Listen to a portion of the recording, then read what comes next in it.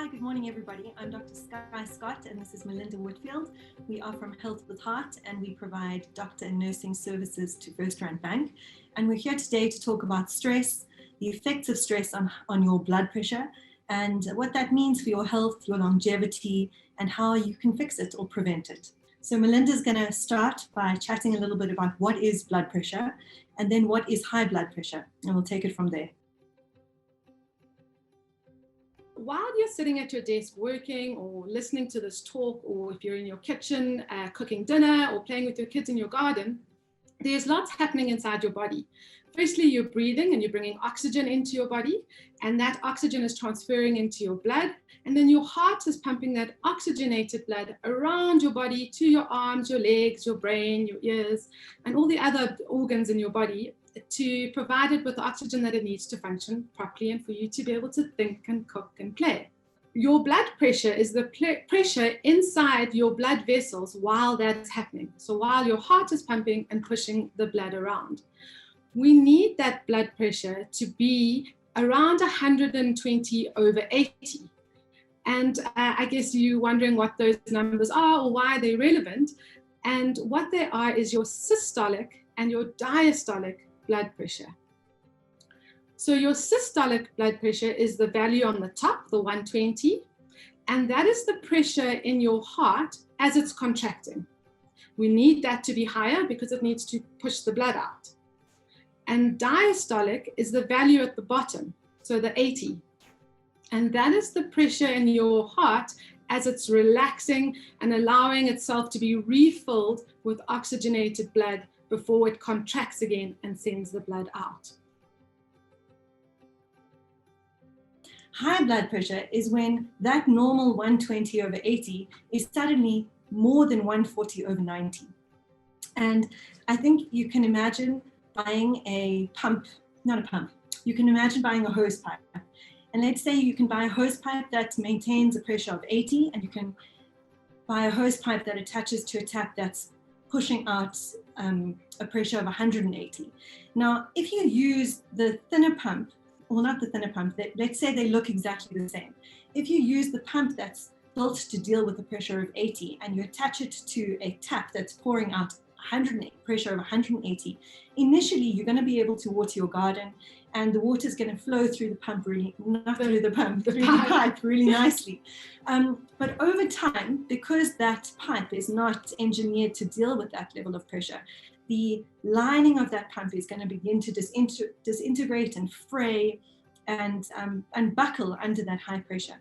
And so initially, everything will function perfectly. But later on, as time progresses, you'll have the complications of that high pressure with your pipe disintegrating and breaking. We actually group blood pressures into two different groups. You get your essential hypertension or high blood pressure, and you get your secondary hypertension.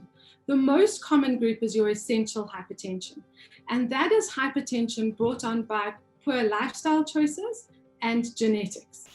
The much smaller secondary hypertension is brought on by other medical conditions like kidney disease.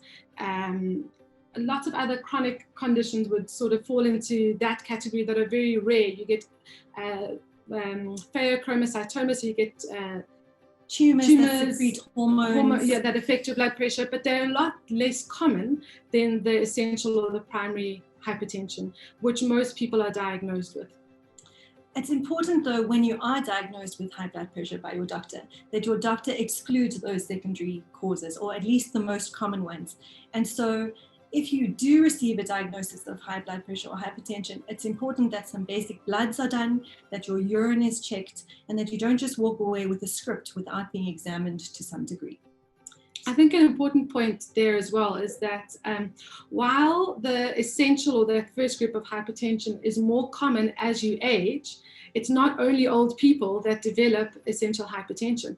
It's non-discriminatory. So you have people of all age groups, both genders, all racial groups, and all body shapes that can be diagnosed with hypertension. And I think what's important leading on from that is actually to discuss the symptoms of hypertension. So how do you know that you've got hypertension? You don't. You don't until it's too late. And that's why it's so important to check your blood pressure at least once a year, I would say.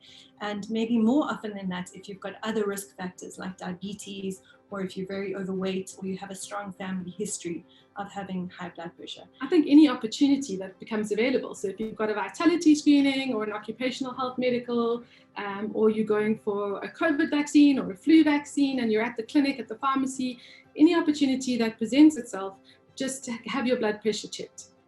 So remember, when you first attached your brand new piping to the increased pressure, it's going to work perfectly.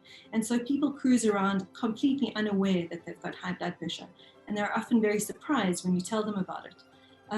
But it's extremely common. I think 1 in 3 South Africans have got elevated blood pressure. That's right. And less than 50% are actually aware that they have it. And of the 50% that know and have been diagnosed with hypertension, only half of those are taking action and doing something about it. I was taking those numbers and I was thinking in the context of FirstRand and what that would mean from a group perspective. And if we take that FirstRand nationally has got a population of around 40,000 employees, if you extrapolated and used that those same ratios, which was taken from Stats SA, that would mean that so you divide your 40,000 FirstRand employees, and it would mean that 13,000 FirstRanders have hypertension or high blood pressure. And of those, so 50%, so 7,500 are completely unaware that they have a diagnosis of hypertension. Yeah, the other scary fact that we came across when preparing for this chat was that of the people that do know that they've got high blood pressure and have been prescribed medicines, many up to more than half are not taking those medicines. And there are many reasons why people are what we call as doctors non-compliant with their medicines. And I think that there's probably, you can divide those people into two. The one group are people who don't have enough education or insight or understanding around their condition to motivate them to change it or to manage it. And the other group are people that have side effects from medicines. And I think we don't perhaps as doctors talk enough about the potential side effects of medicines, because when a patient is expecting to develop a cough or a rash, and they've been primed for that potential adverse effect, they're much more likely to report it than not. And if you develop a random cough after starting a tablet, I think most people would be very unlikely to make the connection between a very commonly prescribed blood pressure lowering tablet and a new cough. But it's a very common side effect. And there are more than 200 blood pressure lowering agents at our disposal that are all or mostly very cost effective and covered by most medical aids. You're speaking to medication, but I think also what's really important for us to stress with all of you is that in the early stages, so when you're first diagnosed with hypertension, the first port of call for management or treatment of the diagnosis is actually lifestyle modification, not necessarily drugs. Lifestyle modification, I think, spans all of diseases of chronic lifestyle, chronic diseases of lifestyle. So if you are hypertensive, if you are diabetic, if you are depressed, if you are overweight, all of these have application for changes in your life that will have huge and measurable impact. And we always like to start with getting enough sleep, being mindful of what you eat, being mindful of moving.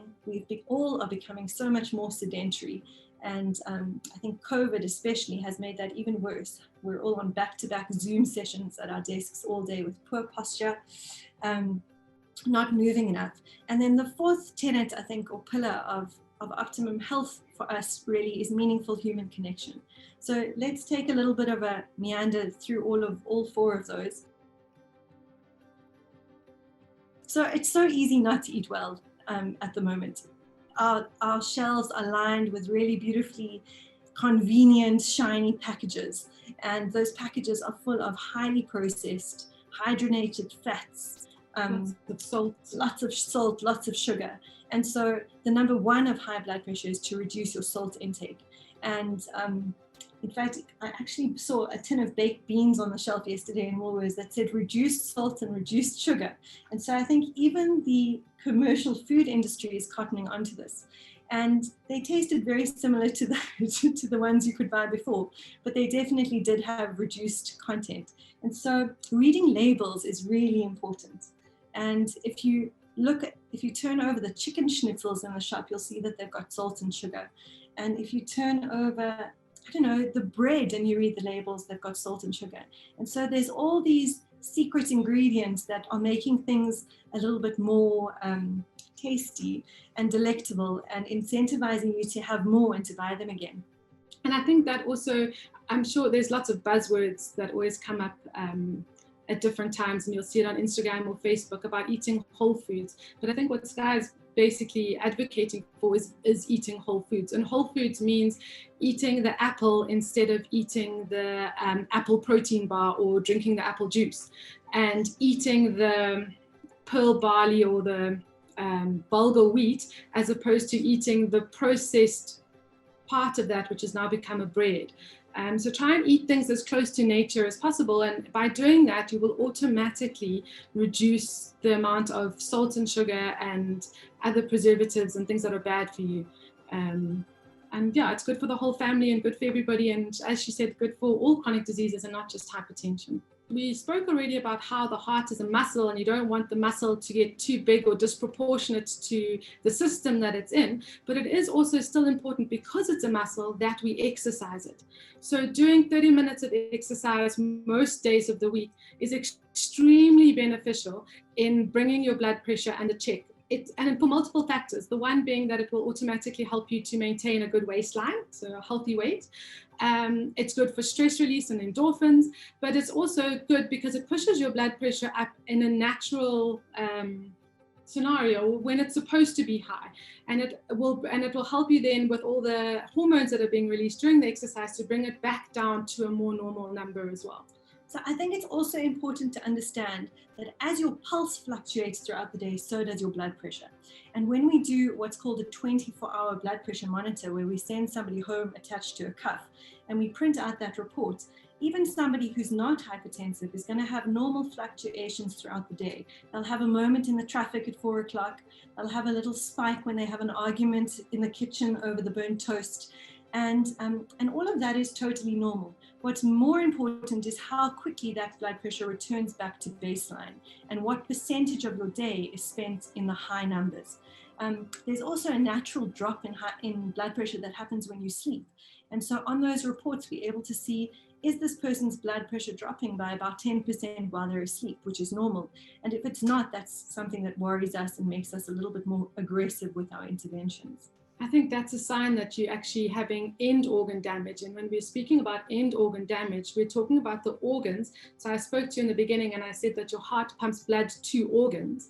And so we're very worried about what the pressure is at the end as it reaches that organ. And if it is too high, let's say, for example, as it meets your eyes or as it meets your kidneys or as it meets your toes, you actually have damage to the little blood vessels and nerves in those areas, which is why you can get changes in your retina and in your eyes. And sometimes the optometrist will pick that up at your annual screening, or you can get kidney disease, or you can get damage to the nerves and you get changes to the nerves and you get neuropathies. Sorry, neuropathy basically means a sick nerve. And when you get sick nerves in the bottom of your feet, this is often characteristic of diabetics. Their feet characteristically burn at night. And it's irreversible and it's very difficult to manage. So we don't ever want to get there. Talking about sleep, let's talk about sleep. So I think sleep is totally underestimated. Sleep is so paramount to every single organ system functioning optimally, and that includes your blood pressure. So when we are not sleeping enough, we are probably running around with elevated cortisol levels through the day to cope. And elevated cortisol levels have a whole lot of knock-on effects on all of our organ systems, including our blood pressure. And so we advocate for people to go to sleep before 10 p.m. And we also advocate that you get at least 8 hours. There are outliers. We know that if we think back to how we used to live in the kraal or in nature, there were naturally people who would wake earlier and there were naturally people who would sleep later. Is that right?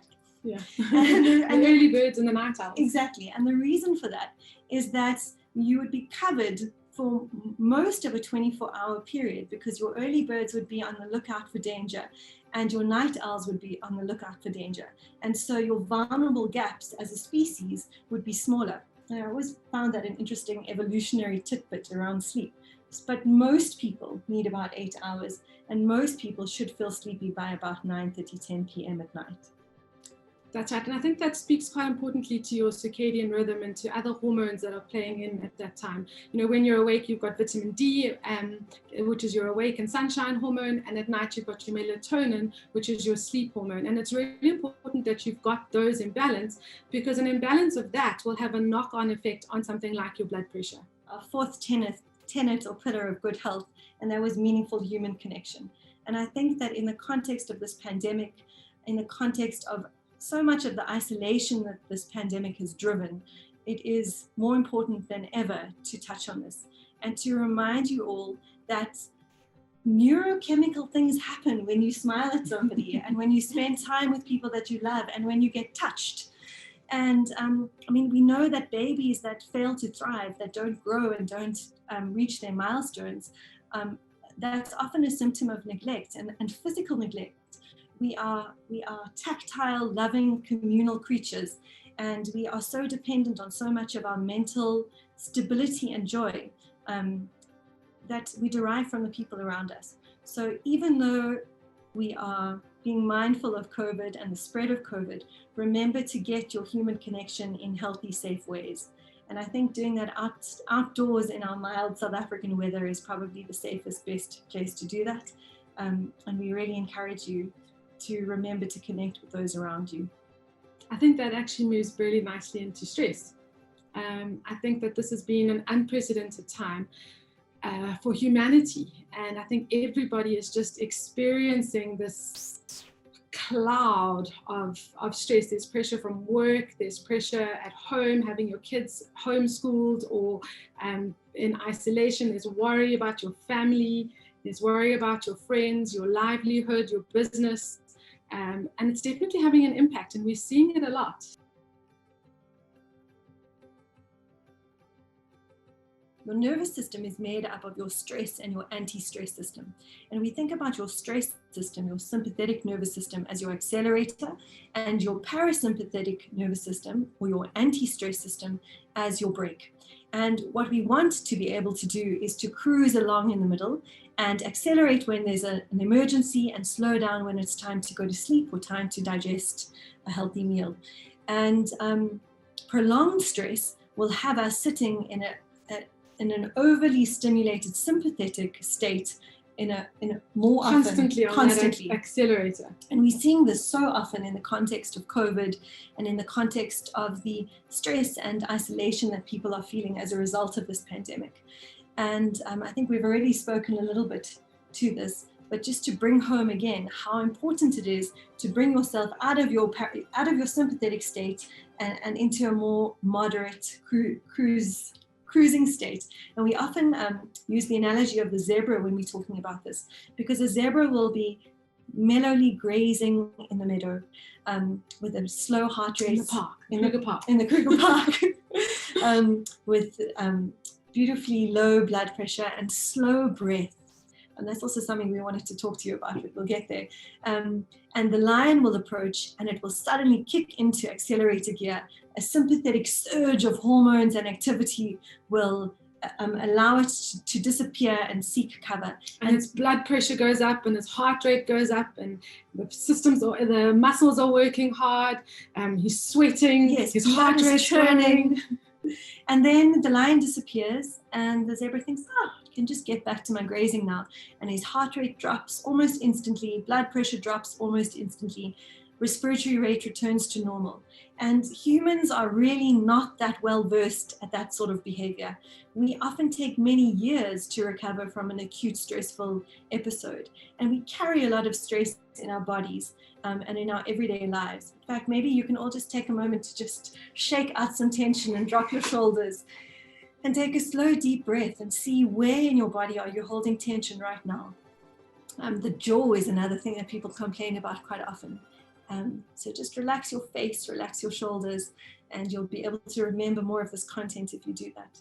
while we spoke about eating well, sleeping well, moving well, connecting or loving well, I think being mindful or being attentive is also really important to the balance in your life, your work-life balance, your family balance. What you pay attention to. Yeah. I think what you pay attention to every day is what creates your reality. And so if you are paying attention to the lion, you are going to live in sympathetic overdrive. You're going to feel your heart racing and you're going to feel anxious, because when our heart rates go up, it tells our brain that we're in danger. And one of the easiest ways to slow your heart rate down is actually just to breathe very slowly. So if you take a slow, deep breath in to the count of 5 and you hold it, and then you release it slowly out to the count of 5, you stimulate your vagus nerve. And your vagus nerve is responsible for the brake on your heart rate. And slowing your heart rate down will tell your brain that there's no lion chasing you, and you'll feel less anxious and more content. And so pay attention to your breath. Pay attention to whatever is in front of you. You can only do what is under your nose, one thing and one step at a time. And so I think there are also other great tools. I think there's mindfulness, there's yoga, there's meditation, there's gratitude journals. Exercise that we've spoken about is a great de-stressor, but there's so many tools out there, and there's so many people that you can reach out to help you to find that life balance and to bring your stress levels down. And your medical practitioner, GPs, any medical practitioner is actually very well versed in the negative effects of stress and can help to guide you on a journey of coming back to a place of good balance and helping you to become a little bit more like the zebra that we spoke about. It's not normal to feel anxious all the time, and it's not normal to be aware of your heart rate all the time. When it's appropriate, for example, when the lion is at your shoulder, absolutely, then we need people to be able to get up off their chairs. But while you are engaging with your family and your day and your work, you should not be in a fight or flight state. And so if you are, please reach out to your healthcare practitioner, reach out to your community. There are lifestyle tools, there are supplements, there are all sorts of practices that you can introduce into your everyday life that will help to make you more zebra-like. And so if you always just bring yourself back to now and you slow your breath and you slow your heart rate down, you'll lower your blood pressure, you'll lower your stress levels, and you'll find yourself a much more effective human being. Please get in touch with us. Let us know what you thought. Let us know what you want to hear about next time. And maybe comment on the article as well. We love all the feedback.